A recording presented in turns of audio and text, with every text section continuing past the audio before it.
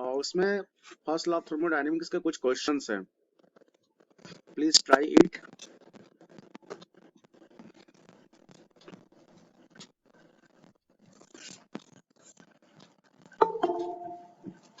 Okay, तो जल्द से जल्द आप लोग ज्वाइन करिए।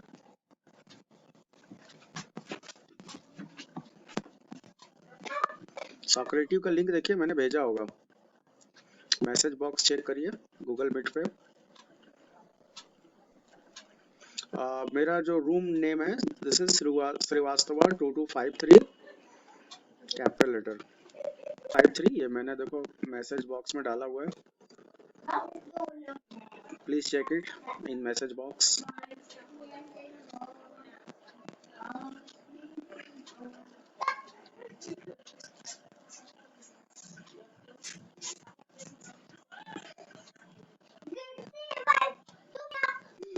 अभी किसी ने भी ज्वाइन नहीं किया है, प्लीज फास्ट।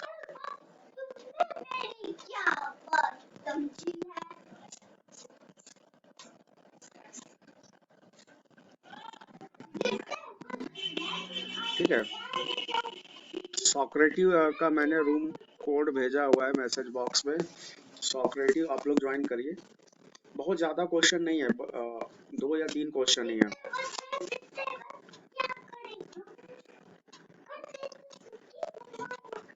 अरे गलत आंसर दो आप लोग ना, आप लोग क्वेश्चन का आंसर देने में घबराते क्यों? केवल 2 ही स्टूडेंट्स ने ज्वाइन किया अभी तक, यशवी, शरत और ध्रुव, 3।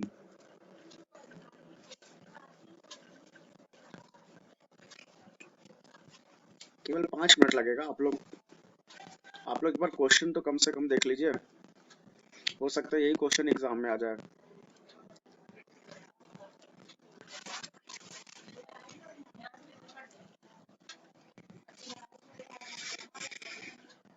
Good afternoon, please join the Socrative. Okay.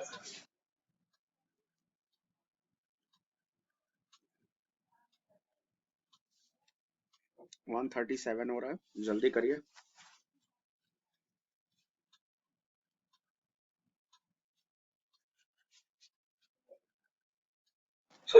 Room name देखो सामने लिखा हुआ है स्क्रीन पे, श्रीवास्तवा 2253, और मैसेज बॉक्स में मैंने भेजा हुआ है।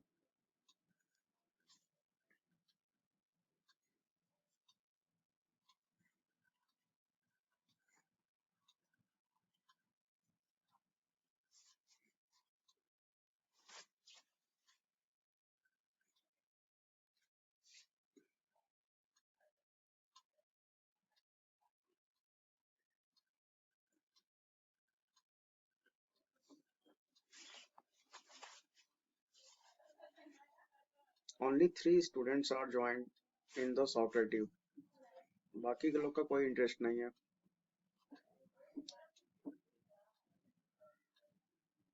4 ताजिल,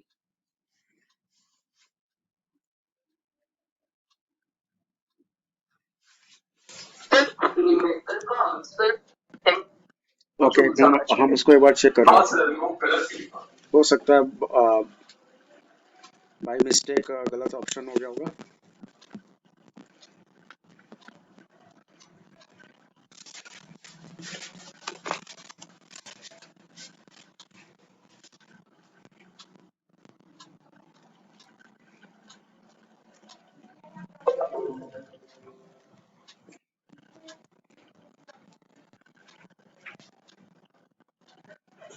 फर्स्ट वाले क्वेश्चन का आंसर क्या होगा?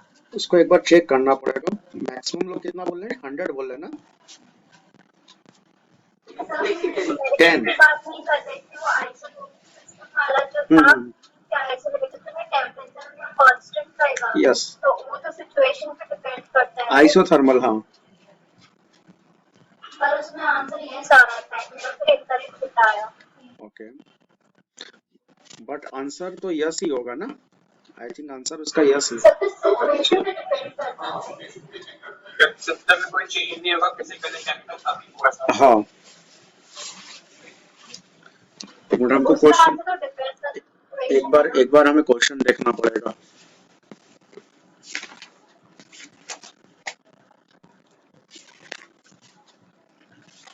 सबने आंसर दे दिया, अब आंसर डिस्क्लोज करें।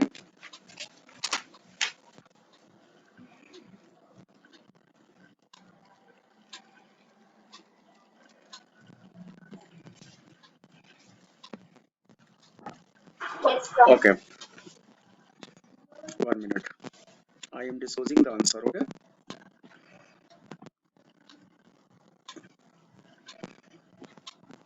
पहले एक मिनट, रिजल्ट हम आप लोग का शो कर देते हैं, एक बार आप लोग रिजल्ट देख लो।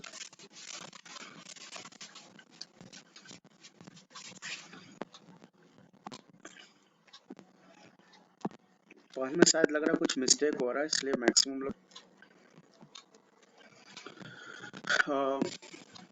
सर न्यूमेरिकल का तो 10 जूल्स आ रहा था और ये वाले का depending on the situation okay था। 10 जूल आ रहा है। एक मिनट, अभी हम चेक कर लेते हैं। इसका एक ही क्वेश्चन गलत है, वो सेकंड क्वेश्चन आइसोलेटेड सिस्टम वाला सही होगा, ओके क्योंकि हीट ट्रांसफर नहीं होता आइसोलेटेड सिस्टम में, तो फिर टेम्परेचर कांस्टेंट रहेगा। हाँ, एक मिनट, क्वेश्चन जरा एक मिनट शेयर करते हैं। क्वेश्चन क्या था? हाँ देखो, पहला क्वेश्चन है, the pressure exerted by the gas is 100 newton per metre square, change in volume is 100 litre to 200 litre. Okay, find out work done by the gas. Work done by the gas निकालना था, ठीक है। देखो तुमको यहाँ पे volume जो है लीटर में दिया हुआ है, ठीक है, तो लीटर में चेंज करना पड़ेगा। एक मिनट, पहले हम देख लेते हैं क्या क्या दिया हुआ है। सबसे पहला तुम्हें दिया हुआ है इस क्वेश्चन में प्रेशर। बताओ इस क्वेश्चन में प्रेशर कितना दिया हुआ था? 100 न्यूटन पर मीटर स्क्वायर। और बताओ इनिशियल वॉल्यूम कितना था? 100 लीटर ना। तो 100 लीटर को हम लोग कन्वर्ट करेंगे, तो बताओ ये 100 इंटू कितना हो जाएगा? I think 10 to the power -3 होता है ना, 10 to the meter cube. Okay, then this is 0.1 meter cube.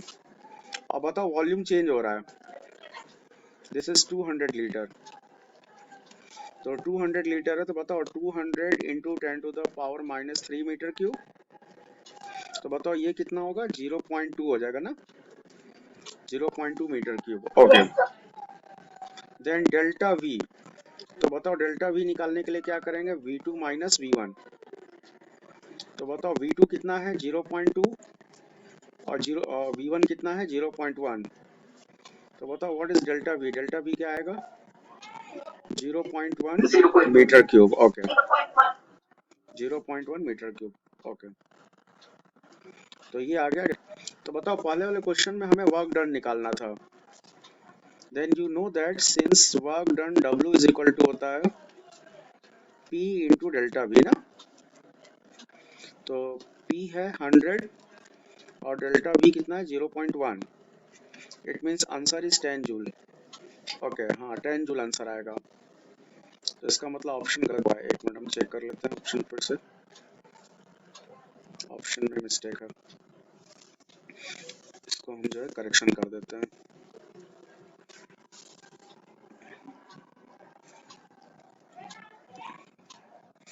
और 10 जूल आ रहा है ना, एक मिनट यहाँ पे एक जीरो बढ़ा देते हैं।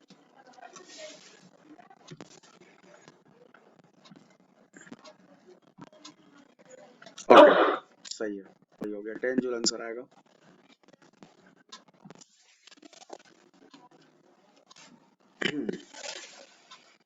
ठीक है, अब देख लेते हैं दूसरा क्वेश्चन क्या है। दूसरा क्वेश्चन जो था, this is can the temperature of an isolated system remain constant? तो इसका आंसर होगा यस, क्योंकि आपको पता है कि आइसोलेटेड सिस्टम में फिजिकल और केमिकल चेंजेस में भी तो डिपेंड करता है। किस पे? फिजिकल और chemical changes but know that in isolated system there is no physical and chemical change. किसी भी आइसोलेटेड सिस्टम में तो फिजिकल और केमिकल चेंज तो होगा ही नहीं ना, क्योंकि आइसोलेटेड सिस्टम में क्या होता है कि मास कांस्टेंट होता है, mass of the system is constant. It means that mass of the system is neither increases nor decreases. और एनर्जी भी क्या होता है? एनर्जी भी तो कांस्टेंट होता है ना। तो एनर्जी और मास अगर दोनों कांस्टेंट है तो इट मींस टेम्परेचर भी कांस्टेंट होगा ना। Okay, Okay, sir. Isolated system में मास और एनर्जी दोनों कांस्टेंट होता है। ओके, तीसरा तीसरा क्या था? Name the thermodynamic variable defined by zeroth law. Okay, तो इसका तो ऑप्शन डी हो जाएगा ना, टेम्परेचर, क्योंकि जीरोथ लॉ में टेम्परेचर थर्मल इक्विलिब्रियम होता है ना, किसी भी दो सिस्टम के बीच में थर्मल इक्विलिब्रियम होता है। तो it means there is the temperature, you know that in case of thermal equilibrium there is the same temperature between the system। तो ऑप्शन नंबर डी होगा। ओके, आई थिंक सबको समझ में आ गया होगा। चलिए ठीक है, तो अब हम लोग अगला टॉपिक कंटिन्यू करते हैं। तो देखो अगला टॉपिक हम लोग को पढ़ना है about the adiabatic process in first law of thermodynamics.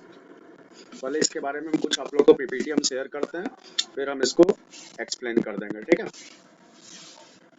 पहले आप लोग एक बार इसका पीपीटी देख लीजिए। पीपीटी देखो आप लोग को इसलिए हम एक बार शो कर देते हैं क्योंकि बहुत सारी चीजें क्या होता है ना कि लिखते समय मिसिंग हो जाता है, इसलिए एक बार पीपीटी आप लोग को शो कर दिया जाता है।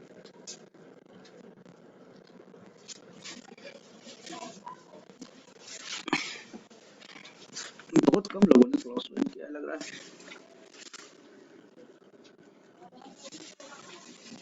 8 या 9।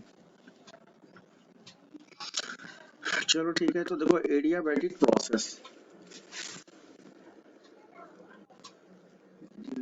एडियाबैटिक प्रोसेस देखो क्या है।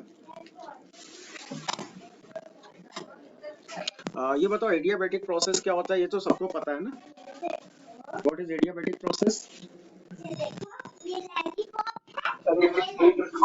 Yes correct, heat energy is constant in the system. Okay, अब देखिए ये देखो, this is about the adiabatic process. In adiabatic process, no heat is transferred to or from the working fluid।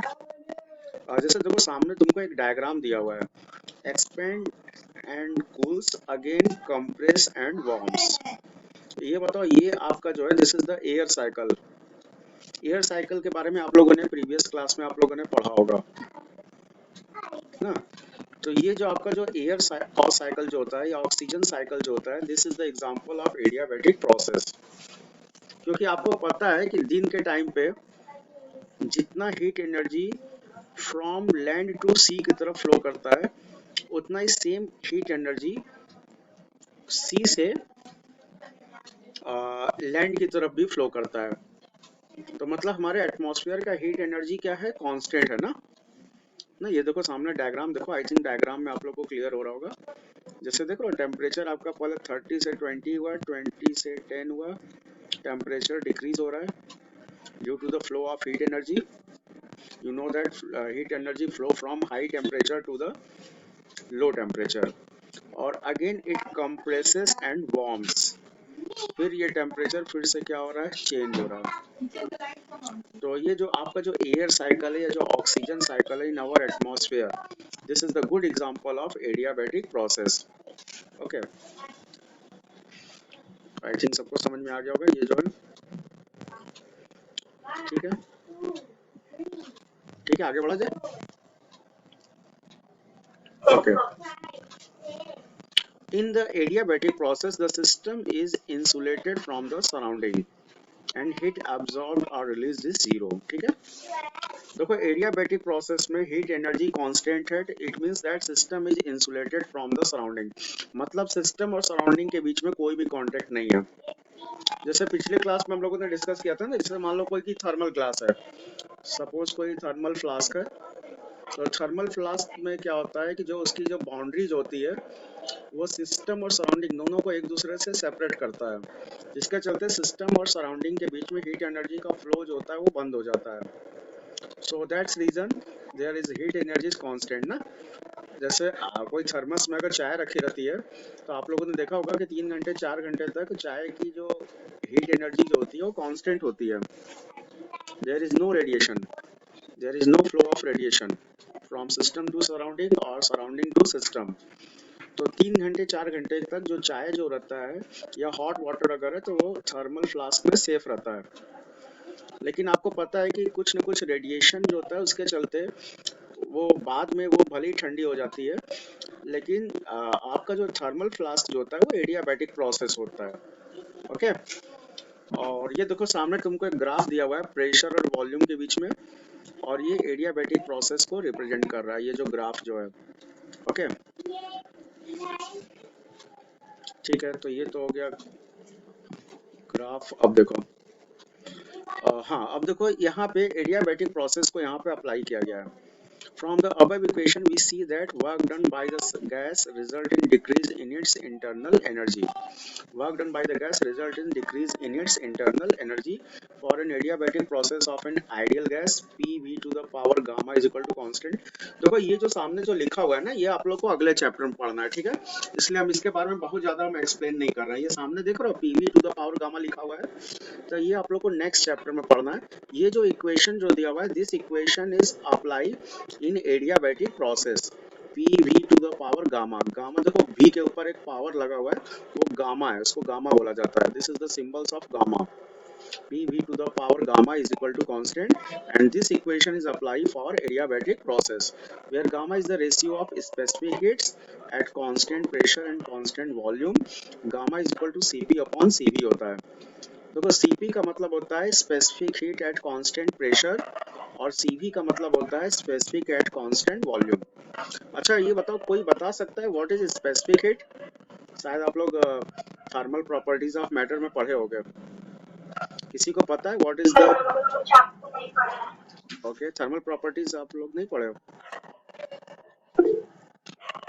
Thermal properties आप लोग नहीं पढ़े हो? Okay, The amount of heat energy required to change 1 degree temperature. Yes correct, बिल्कुल सही। The amount of heat energy required to raise the temperature 1 degree centigrade of a given water. ठीक है, किसी भी वाटर या लिक्विड का 1 degree centigrade temperature बढ़ाने के लिए जो एनर्जी रिक्वायर्ड होता है that is known as a specific heat. और स्पेसिफिक हीट देखो दो तरह का होता है, specific heat at constant pressure Cp and specific heat at constant volume Cv।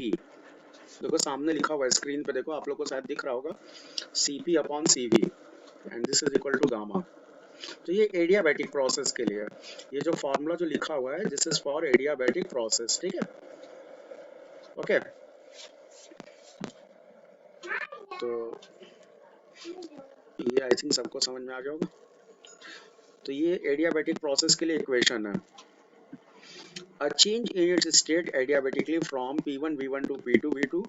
तो देखो ये एडियाबैटिक प्रोसेस के लिए इक्वेशन है P1 V1 to the power gamma is equal to P2 V2 to the power gamma. जैसे Boyle's law होता है ना, आइसोथर्मल प्रोसेस, आइसोथर्मल प्रोसेस के लिए इक्वेशन क्या था? कोई बता सकता है? What is the equation for isothermal process? कोई बता सकता है? PV equals to constant. Yes बिल्कुल सही। किसने बताया? प्रस्तुति। ओके, बिल्कुल सही। Yes, sir. P1 V1 is equal to P2 V2 होता है ना आइसोथर्मल के लिए, बिल्कुल सही। और सेम इसी तरह से देखो एडियाबैटिक के लिए भी इक्वेशन होता है P1 V1 to the power gamma is equal to P2 V2 to the power gamma. ठीक है, ये देखो सामने स्क्रीन पे लिखा हुआ है, शायद आप लोग को दिख रहा होगा। ये जो इक्वेशन जो लिखा हुआ है this is for adiabatic process, this equation is for adiabatic process. Okay, ये याद रखिएगा, हो सकता है आगे काम आएगा जब हम आप लोग को काइनेटिक थ्योरी ऑफ गैस पढ़ाएंगे तो वहां पे ये अप्लाई होगा। ठीक है, इसको याद रखिएगा। ओके, अब देखिए the PV curves of an ideal gas for two adiabatic process connecting two isotherms।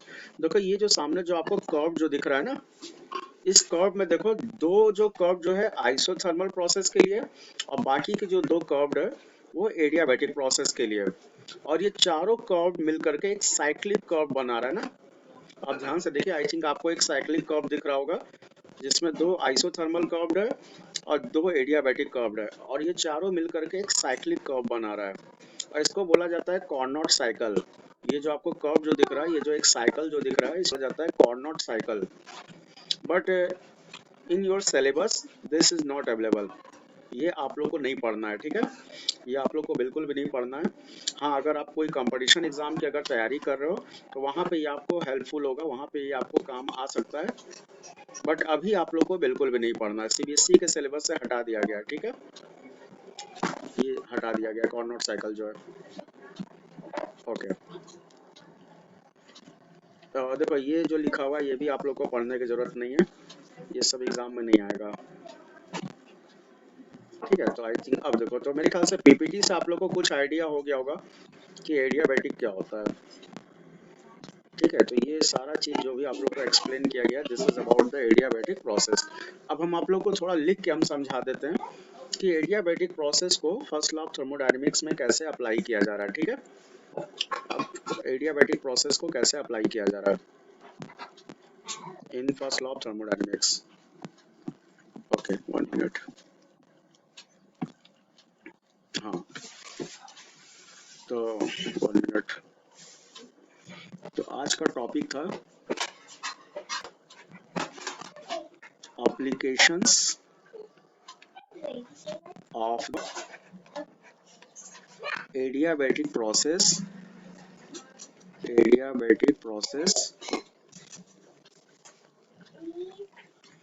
In first law of thermodynamics, ठीक है। फर्स्ट लॉ ऑफ थर्मोडायनेमिक्स में एडियाबैटिक प्रोसेस को कैसे अप्लाई किया जा रहा है in first law of thermodynamics. Okay, तो ये बताओ आप लोग को फर्स्ट लॉ ऑफ थर्मोडायनेमिक्स का इक्वेशन तो सबको पता है, इधर Yes, sir. First law of thermodynamics ये तो सबको पता है। ओके, कोई ऐसा जिसको नहीं पता है? सबको पता है ना,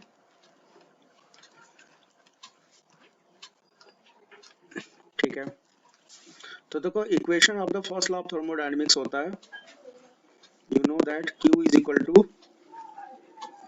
delta U plus W। Okay, देखो बहुत सारे बुक में W के आगे भी डेल्टा का साइन लगा हुआ है, डेल्टा W भी लिखा हुआ है, लेकिन उसके लिए आपको घबराने की जरूरत नहीं है। आप डेल्टा W लिखो या केवल W लिखो, कोई दिक्कत नहीं है, ठीक है। हाँ, U के आगे डेल्टा का साइन लगाया जाता है क्योंकि इंटरनल एनर्जी हमेशा चेंज होता रहता है, इसलिए U के आगे डेल्टा का साइन यूज किया जाता है। तो फर्स्ट लॉ ऑफ थर्मोडायनेमिक्स का इक्वेशन होगा Q is equal to delta plus W। Q क्या है? Energy absorb by the system ना, ठीक है। और W का मतलब आप लोग को पता है, वर्क द सिस्टम ना। ओके, तो देखो यहाँ पे Q कांस्टेंट है, तो Q अगर कांस्टेंट है तो बताओ ये आपका इक्वेशन जो होगा सेम रहेगा, ठीक है। Then Q is equal to U plus W, तो ये आपका है first law of thermodynamics adiabatic process, ये एडियाबैटिक प्रोसेस के लिए, ठीक है। ठीक है, सबको क्लियर है, सबको समझ में आ गया? ओके, ठीक है। तो ये तो था, this is adiabatic process in law of thermodynamics, ठीक है। लास्ट देखो एक और टॉपिक हम लोग देख लेते हैं, आइसोकोरिक प्रोसेस, ठीक है। आइसोकोरिक और एक आइसोबारिक भी बच रहा है ना, 2 बच रहा है, तो बस कंप्लीट हो जाएगा। आप लोग बस थोड़ा सा 10 मिनट हमको और टाइम दीजिए, आज ये चीज आप लोग का कंप्लीट हो जाएगा। तो ठीक है, तो अब देखो अगला है, अगला जो आपका है this is about isochoric process. देखो ये सब चीज हम लोग प्रीवियस क्लास में ऑलरेडी हम लोग डिस्कस कर चुके हैं, बट हम आप लोग को एक बार फिर से एक्सप्लेन कर रहे हैं इन सब चीजों को। तो देखिए आइसोकोरिक प्रोसेस,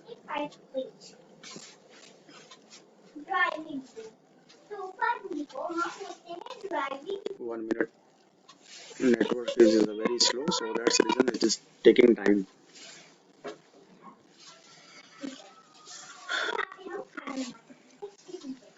हाँ, तो देखो आ गया आइसोकोरिक प्रोसेस। तो ये देखो आइसोकोरिक प्रोसेस क्या होता है, कोई बता सकता है what is isochoric?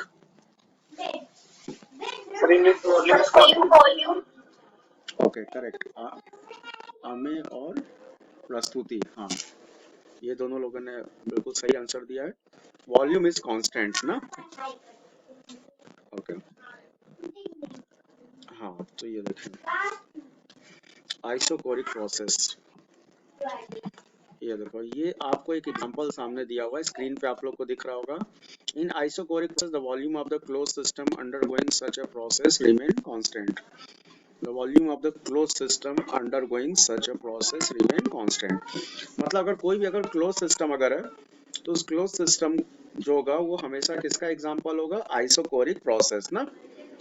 Close system का मतलब समझ रहे हो ना, ये देखो सामने डायग्राम आप लोग को दिख रहा है, ये देखो ये कंटेनर है और ये कंटेनर जो है इसके ऊपर एक पिस्टन लगा हुआ है। तो बताओ अगर ये पिस्टन लगा हुआ है तो इसका मतलब ये कैसा सिस्टम है, you know that this is the close system ना। ये देखो ये क्लोज सिस्टम है, चारों तरफ से पैक है, ऊपर से भी पैक है, तो ये क्लोज सिस्टम है, ठीक है। तो अगर आप इसको अगर हीट करोगे तो इसके अंदर जो गैस भरा हुआ है, इस कंटेनर के अंदर जो गैस भरी हुई है, क्या उसका वॉल्यूम चेंज होगा, क्या उस गैस का वॉल्यूम चेंज होगा, नो चेंज, यस करेक्ट, बिल्कुल सही, वॉल्यूम चेंज नहीं होगा। तो इसका मतलब ये जो आपका जो क्लोज कंटेनर जो है this is the isochoric process, ये जो क्लोज कंटेनर जो है this is the isochoric process. Okay ठीक है, अब देखिए और देखो ये आइसोकोरिक प्रोसेस का ये ग्राफ है, ठीक है, बिटवीन प्रेशर एंड वॉल्यूम।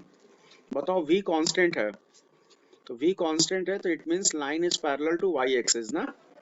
क्यों, V अगर कांस्टेंट होगा तो लाइन किसके पैरेलल होगा, एक फिक्स पॉइंट से पास कर रहा है ना। वॉल्यूम को, वॉल्यूम एक्सिस को केवल एक फिक्स पॉइंट पे एक फिक्स पॉइंट से पास कर रहा है, तो मतलब ये y एक्सिस के क्या है, पैरेलल है। क्यों, आप लोग स्ट्रेट लाइन पढ़े होगे नहीं, मैथ्स में पढ़े होगे, क्यों आप लोग मैथ्स में पढ़े होगे नहीं, अगर x कांस्टेंट है, हाँ अगर x अगर कांस्टेंट है तो लाइन किस एक्सिस के पैरेलल होता है, y एक्सिस, यस करेक्ट, बिल्कुल सही। लाइन अगर मान लीजिए अगर x अगर कांस्टेंट है तो लाइन y एक्सिस के पैरेलल होता है ना। तो यहाँ पे देखो, यहाँ पे x एक्सिस पे क्या लिया जा रहा है, x एक्सिस पे v लिया जा रहा है, v का मतलब वॉल्यूम, तो ये v कांस्टेंट है तो इट मींस तब ये y एक्सिस मतलब प्रेशर के पैरेलल होगा। A thermodynamic process in which the volume of the system remains constant during the supply of heat is called an isocoric process। मतलब हीट को supply तो किया जा रहा है लेकिन फिर भी गैस का वॉल्यूम क्या है, कांस्टेंट है। ओके आई थिंक ये ग्राफ सबको समझ में आ रहा है, ये ग्राफ सबको क्लियर है ना। ओके अब देखिए ये देखो ये क्लोज कंटेनर आप लोग को दिख रहा है, ये देखो ये क्लोज कंटेनर, उसके ऊपर एक पिस्टन लगा हुआ है, तो जिसके चलते इस गैस का वॉल्यूम क्या है, कांस्टेंट। ये गैस का वॉल्यूम ना तो इंक्रीज होगा ना तो डिक्रीज होगा क्योंकि इसके ऊपर एक पिस्टन लगा हुआ है। So this gas container, this close container is the example of isocoric process. Consider a cylinder fitted with a frictionless piston and ideal gas is enclosed in the cylinder. The piston is fixed at a particular position so that the volume of the cylinder remains constant during the supply of heat. तो देखो यहाँ पे आप चाहे जितना भी heat energy supply करो but यहाँ गैस का वॉल्यूम हमेशा क्या होगा, कांस्टेंट होगा, ठीक है। आई थिंक सबको समझ में आ गया हो, इसमें कोई डाउट नहीं है। ओके अब देखिए dq amount of heat is added to the system. Addition of heat causes the following change in the system. Internal energy increases from u1 to u2. जैसे अगर हीट एनर्जी अगर इंक्रीज किया जा रहा है तो इंटरनल एनर्जी चेंज हो रहा है लेकिन वॉल्यूम तुम्हारा अनचेंज्ड है, टेम्परेचर भी इंक्रीज हो रहा है, इंटरनल एनर्जी भी इंक्रीज हो रहा है, प्रेशर भी इंक्रीज हो रहा है, लेकिन वॉल्यूम क्या है, वॉल्यूम कांस्टेंट है, ठीक है। And if volume is constant no work is performed, no work is performed. Okay अभी देखो ये सब चीज अभी हम आप लोग को थोड़ी देर में लिख के हम आप एक्सप्लेन कर देंगे तो आप लोग को ज्यादा मच बेटर आप लोग को समझ में आएगा। ये देखो ये आपको सामने देख रहे हो, ये क्लोज कंटेनर का एक डायग्राम दिया हुआ है बिफोर हीटिंग और आफ्टर हीटिंग, दोनों केस में इसका कांस्टेंट है, दोनों केस में V कांस्टेंट है। ओके। और देखो ये ग्राफ ऑलरेडी हम लोग पहले भी डिस्कस कर चुके हैं। ये देखो ग्राफ है, ये वाई एक्सिस के पैरेलल है और वॉल्यूम एक्सिस को केवल एक फिक्स पॉइंट पे ये इंटरसेक्ट कर रहा है, parallel to P axis. P axis मतलब प्रेशर एक्सिस ना, वाई एक्सिस पे प्रेशर लिया जा रहा है। ओके, तो P1 V1 T1 P2 VT T2 तीनों एक ही, ये दोनों कोऑर्डिनेट जो है एक ही लाइन पे लाई कर रहा है। ओके, तो ये तो था, this is the PPT related to the isochoric process. Okay, I think आप लोग आइसोकोरिक प्रोसेस समझ में आ गया होगा। ठीक है, तो ये तो था, this is about the isochoric process. Okay, सबको समझ में आ गया आइसोकोरिक प्रोसेस के बारे में। ओके, चलिए अब थोड़ा सा हम आपको इसको हम लिख के हम समझा देते हैं, थोड़ा सा हम आप लोग को लिख के हम एक्सप्लेन कर देते हैं। पीपीटी तो समझ में आ गया होगा, थोड़ा आप लोग को हम लिख। तो टॉपिक का नाम है isochoric process. Isochoric process in first law of thermodynamics. ठीक है, in first laws of thermodynamics. Okay, तो देखो thermodynamic process, first law of thermodynamics, sorry. अब देखो, first of all we draw the close container. अब देखो हम यहाँ पे क्लोज कंटेनर हम ड्रॉ करने जा रहे हैं। ठीक है, this is the close container. Close container का क्या मतलब हुआ, कोई बता सकता है what is the meaning of close container? So in which mass does not exchange. Yes correct, mass is not exchange. Okay, तो इसका मतलब यहाँ कांस्टेंट क्या है? अगर ये क्लोज कंटेनर है तो बताओ कांस्टेंट क्या होगा? यस करेक्ट, बिल्कुल, वॉल्यूम कांस्टेंट है। इस कंटेनर में जो भी गैस भरी हुई है उसका V कांस्टेंट है। ठीक है, इट मींस दैट अगर मान लो सपोज अगर हम इनिशियल वॉल्यूम ले रहे हैं V1, तो V1 तुम्हारा V के इक्वल है, V2 जो है V2 भी तुम्हारा V के इक्वल है ना, तो therefore change in volume, change in volume, तो चेंज इन वॉल्यूम तो आप लोग को पता है, this is delta V। Delta V is, हाँ बिल्कुल सही, delta V is equal to V2 minus V1 होता है। तो बताओ ये V माइनस V हो जाएगा, तो बताओ डेल्टा V कितना आएगा? 0 ना, हाँ, delta V is equal to 0। अब जरा ये बताओ what is the formula of work done during expansion, कोई बता सकता है? What is? Sir, positive PdV. Yes correct, yes बिल्कुल सही। वर्क डन का फॉर्मूला होता है W is equal to P into delta V या P इंटू DV। तो बताओ डेल्टा V का वैल्यू 0 है ना, तो डेल्टा V 0 है, तो ये Yes, sir. P इंटू 0, तो P इंटू 0 करेंगे तो वर्क डन भी कितना होगा? वर्क डन भी 0 होगा ना। 0. Okay correct. अब देखिए, अब आप एक काम करिएगा, ये जो W इक्वल टू 0 जो आया है इसको फर्स्ट लॉ ऑफ थर्मोडायनेमिक्स के इक्वेशन में पुट कर दीजिए। ठीक है, तो from first law of thermodynamics, from first laws of thermodynamics,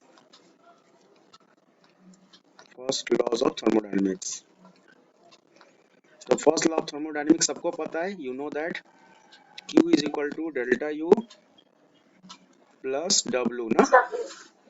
okay बताओ W कितना है, what is W?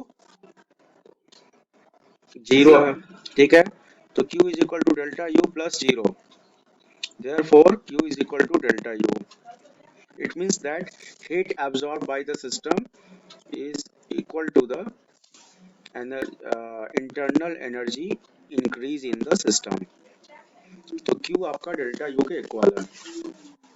Delta U का मतलब चेंज इन इंटरनल एनर्जी और Q का मतलब heat absorb by the system. Okay, तो ऐसा कोई प्रोसेस जिसमें सिस्टम हीट एनर्जी को अब्सॉर्ब कर रहा है और उसके चेंज इन इंटरनल एनर्जी में कन्वर्ट हो रहा है, this is the isochoric process.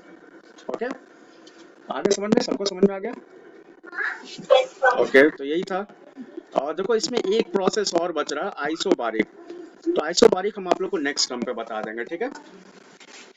Next term पे हम लोग आइसोबारिक पढ़ लेंगे। और नेक्स्ट टर्म पे देखो हम लोग न्यू चैप्टर स्टार्ट करेंगे, काइनेटिक थ्योरी ऑफ गैसेस। तो काइनेटिक थ्योरी ऑफ गैसेस भी हम लोग नेक्स्ट टर्म पे हम लोग स्टार्ट करेंगे, ठीक है? तो आप लोग थर्मोडायनेमिक्स के बारे में आप लोग पढ़ लीजिएगा, जो भी डाउट होगा हमसे आप लोग डिस्कस कर लीजिएगा, ठीक है? और मेरे देखो सारे अपलोडेड वीडियो जो है मेरे यूट्यूब चैनल पे है, कोई भी अगर डाउट हो तो आप उस वीडियोस को आप दोबारा देख सकते हो। Okay, okay, thank you.